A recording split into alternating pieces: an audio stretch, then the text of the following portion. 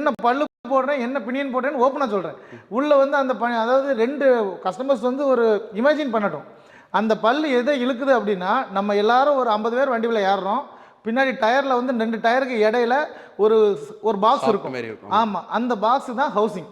அதுக்குள்ள யூஸ் பண்ணக்கூடிய லைலாண்ட் பல்ல தான் நான் யூஸ் பண்றேன். அப்படி இருக்கிற பட்சத்துல, நான் இப்போ வந்து நான் டேமேஜான பொருளை நான் போட முடியாது. ஏன்னா அந்த முக்கியமான பொருளை நம்ம அவங்கள நம்பி தான் இருக்கிறோம். அந்த ஸ்பேர் பார்ட் நம்ம மெயினான பொருளே அதுதான். அதான் நான் அவங்கள்ட்ட எவ்வளவு காஸ்டா இருந்தாலும் நம்ம வந்து அவங்க ரேட்டை ஏத்துனா ஏற தான் போகுது. ஸோ அங்கேயும் நம்ம குவாலிட்டி கம்மி பண்ண போகிறோம். கம்மி போக முடியாது. பேரிங்கை பொறுத்த வரைக்கும் நம்ம புது பேரிங் போட்டாதான் எனக்கு சர்வீஸும் நாள் அதிகமாக வரும். நான் அதனால தான் என் கஸ்டமர் வந்து இன்னொரு கஸ்டமர் எனக்கு ரெக்கமெண்ட் பண்ணி அனுப்புறாங்க. சரி. அப்படிங்கிறதுனால நான் பேரிங்லையும் கம்மி பண்ண முடியாது, லைலாண்ட் பல்லுலையும் கம்மி பண்ண முடியாது.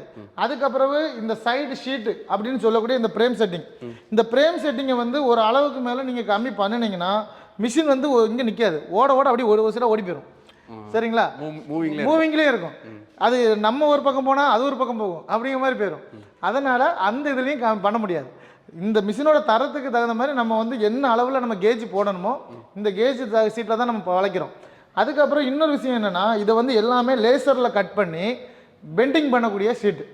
பெண்டிங்லையும் ஒரு அளவுக்கு மேலே நம்ம ஷீட்டை பெண்டு பண்ண முடியாது. அதாவது இது 8 mm 10 mm வந்து பெண்ட் பண்ணுவாங்க.